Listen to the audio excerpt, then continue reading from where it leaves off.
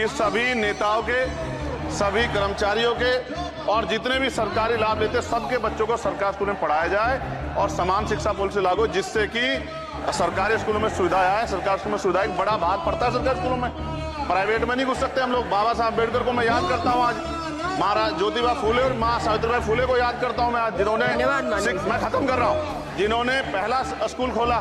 तो ये भी मांग करूंगा कि तमाम नेताओं के बच्चे, तमाम ब्यूरोक्रेट्स के बच्चे सरकारी स्कूलों के अंदर पढ़े ताकि सरकारी स्कूलों का स्तर और जाए। शिक्षण संस्थानों में कार्यरत SC/ST OBC के शिक्षकों को होने वाले जातिवाद को रोका जाए। बाल छात्राओं और महिलाओं के लिए कौशल विकास केंद्र और खोले जाएं। घुमंती जातियों के बच्चों के लिए मोबाइल स्कूल चलाए जाएं। छात्राओं के लिए आत्मरक्षा और खेल की विशेष सुविधा उपलब्ध कराई जाए।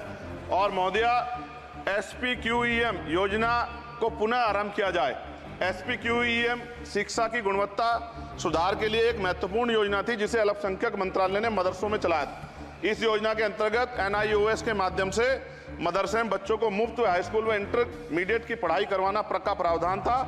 NIOS जो HRD मंत्रालय के अधीन चलने वाला एक ओपन बोर्ड है, इस योजना के तहत विद्यार्थियों को गुणवत्तापूर्ण शिक्षा प्रदान करता है। मैं खत्म कर रहा हूं। मैं एक मनुस्मृति आप शुरू कराना चाहते थे, ये गलत है, हम लोग इसका विरोध करेंगे और कोई इस तरह कदम उठाएगा, ये अच्छा नहीं है। साथ साथ मौलाना जौहर यूनिवर्सिटी थी महोदया रामपुर में, आप शिक्षा की बात करते, जो शिक्षा को बढ़ावा दिया आजम साहब, आप देखिए राजनीतिक कारणों से जेलें बंद कर दी हैं और किस तरह का उनके साथ में अत्याचार हो रहा है। मैं मांग करता हूं राजनीतिक कारण छोड़ के उस यूनिवर्सिटी को बंद करने का लक्ष्य सरकार का, ये गलत है, इस तरह से आप नहीं रोक सकते हैं। साथ साथ BEd के बच्चे जो हैं उनका भविष्य खराब हो गया, करोड़ों में उनकी संख्या है, क्योंकि एक नया आदेश वो करके प्राइमरी स्कूल में वो नहीं भर्ती हो सकते। BTC और BEd के बच्चे परेशान हैं, इसलिए मैं आपसे आग्रह करूंगा इस पर ध्यान दें। और एक आग्रह मैडम मेरा आपसे बहुत इंपॉर्टेंट ये है कि सभी नेताओं के, सभी कर्मचारियों के और जितने भी सरकारी लाभ लेते सबके बच्चों को सरकारी स्कूल में पढ़ाया जाए और समान शिक्षा पॉलिसी लागू, जिससे कि सरकारी स्कूलों में सुविधाएं आए। सरकारी स्कूलों में सुविधा एक बड़ा भाग पड़ता है सरकारी स्कूलों में, प्राइवेट में नहीं घुस सकते हम लोग। बाबा साहब अम्बेडकर को मैं याद करता हूँ आज, महाराज ज्योतिबा फूले और माँ सावित्रीबाई फूले को याद करता हूँ मैं आज, जिन्होंने, मैं खत्म कर रहा हूँ, जिन्होंने पहला स्कूल खोला। और फिर मैं आपसे कह रहा हूँ, संत गाडगे जी महाराज ने कहा कि एक रोटी कम खाओ लेकिन अपने बच्चों को पढ़ाओ। और बाबा साहब ने कहा खत्म करते हुए कि जो शिक्षा श्रेणी का दूध है जो पिएगा दाड़ेगा। शिक्षक वैसे हम लोग बोल रहे हैं, तो इसके साथ खेलना हो, इसका बाजारीकरण रोका जाए और सबको पढ़ने का मौका मिले, इसका ध्यान सरकार रखे। बहुत बहुत धन्यवाद। नौजवानों की सबसे बड़ी आबादी वाला देश है और यहाँ नौजवान संभावनाएं तलाशता है, लेकिन दुर्भाग्य से नौकरियां नहीं मिलने से और पेपर लीक की बढ़ती घटनाओं से नौजवानों के अंदर बहुत भारी निराशा है। छात्र राजनीति चाहते हैं, हमारे शिक्षा मंत्री जी निश्चित रूप से मेरी इस बात पे ध्यान भी देंगे। क्या सुधार हो सकता है? अंतिम छोर पे बैठे व्यक्ति को, गांव डाणी के अंतिम छोर पे बैठे गरीब व्यक्ति को शिक्षा का अधिकार कैसे मिले? मैं तो ये भी मांग करूंगा कि तमाम नेताओं के बच्चे, तमाम ब्यूरोक्रेट्स के बच्चे सरकारी स्कूलों के अंदर पढ़े ताकि सरकारी स्कूलों का स्तर और ज़्यादा अच्छा हो सके। आप तो जानते हैं कई जगह स्टेट, कई जगह देश सीधा नियंत्रण राज्य सरकारों को होता है, लेकिन शिक्षा के क्षेत्र में हमें और ज़्यादा आवश्यकता है बातों के अलावा धरातल पे काम करने की। शिक्षा मंत्री महोदय, मैं 2-3 जो मेरे प्रमुख मामले हैं मैं आपका ध्यान आकर्षित करना चाहूँगा। भारत के सरकारी स्कूलों में लगभग 8.4 लाख शिक्षकों की कमी, पद खाली है। ये संख्या अत्यंत चिंताजनक शिक्षा की गुणवत्ता पर प्रतिकूल प्रभाव डालती है। प्राथमिक स्तर पर शिक्षकों की कमी है। प्राथमिक शिक्षा किसी भी छात्र के शैक्षणिक जीवन का आधार होती है। मैं मांग करूंगा कि प्राथमिक और माध्यमिक स्तर पर जो भी शिक्षकों की कमी है, आप ये नौकरियां इसके अंदर निकालें, सारे पद आप भरें।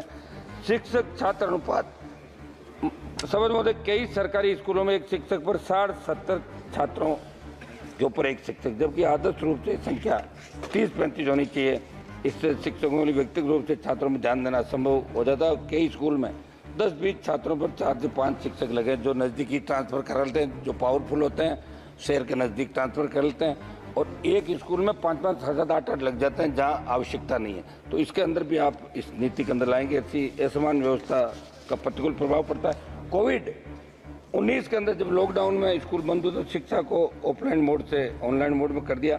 इसका असर पूरी शिक्षा प्रणाली पड़ा कि जो लोग ऑनलाइन शिक्षा का उपयोग कर सकते थे वो जुड़े रहे, लेकिन कितने ही बच्चे ऐसे थे जिनका अभिभावक सामाजिक आर्थिक परेशानी के चलते अपने बच्चों को ऑनलाइन कक्षाओं में समुचित नहीं करा सके। शिक्षा मंत्री जी, ग्रामीण और पिछड़े इलाकों में शिक्षा का स्तर अत्यंत चिंताजनक है। वहाँ के बच्चों को अच्छी शिक्षा और आवश्यक संसाधन नहीं मिल पा रहे। इससे समाज में समानता बढ़ी। अतः में शिक्षा के क्षेत्र में नवाचार तकनीकी विकास बढ़ा देने की आवश्यकता है, हमारे छात्र वैश्विक स्तर पर प्रतिस्पर्धा कर सके। मंत्री जी, मेरे राजस्थान यूनिवर्सिटी सहित जिन विश्वविद्यालयों को यूजीसी से ग्रांट मिलता है, विगत 4 सालों से उनका ग्रांट बाकी, आप उनका ग्रांट दिलाने के दिशा निर्देश जारी करें। SC ST OBC की जो छात्रवृत्तियां देश के अंदर बाकी है तमाम वो चालू करें। SC ST OBC का जो बैकलॉग है उसको भी भरा जाए। आरक्षित वर्ग का मैं आपको बता दूं साहब एक डाटा, समानता की बात सरकार करती है, लेकिन 1 अप्रैल 24 तक देश के केंद्रीय विश्वविद्यालयों के शैक्षणिक पदों में SC वर्ग के 736, ST के 466, OBC के 1446 पद रिक्त पड़े। वहीं गैर शैक्षणिक पदों में यह आंकड़ा क्रम से 1466, 914, 1960 है। मेरी मांग है कि दिल्ली यूनिवर्सिटी सहित देश के तमाम केंद्रीय संस्थानों में आरक्षित वर्गों के लिए जो पद नियत किए गए उन्हें जल्द से जल्द आरक्षित वर्ग के अभ्यर्थियों से ही रिक्तियां भरी जाए। शिक्षा मंत्री जी, हम भी कॉलेज विश्वविद्यालय की राजनीति में कॉलेज के अध्यक्ष थे, विश्वविद्यालय के अध्यक्ष थे, इसलिए हमेशा हमारी इच्छा रहती है कि हमारे छोटे भाइयों के लिए कुछ करें, बेरोजगारों के लिए कुछ करें और प्रत्येक व्यक्ति को सही शिक्षा मिले। आप प्रयास कर रहे होंगे, लेकिन और ज़्यादा अच्छे प्रयास कैसे हो ये आंकड़ों में नहीं रह जाए। ये हमारे नीट का जो पेपर हुआ था, हमें बड़ी उम्मीद थी कि आप इसको रद्द करेंगे।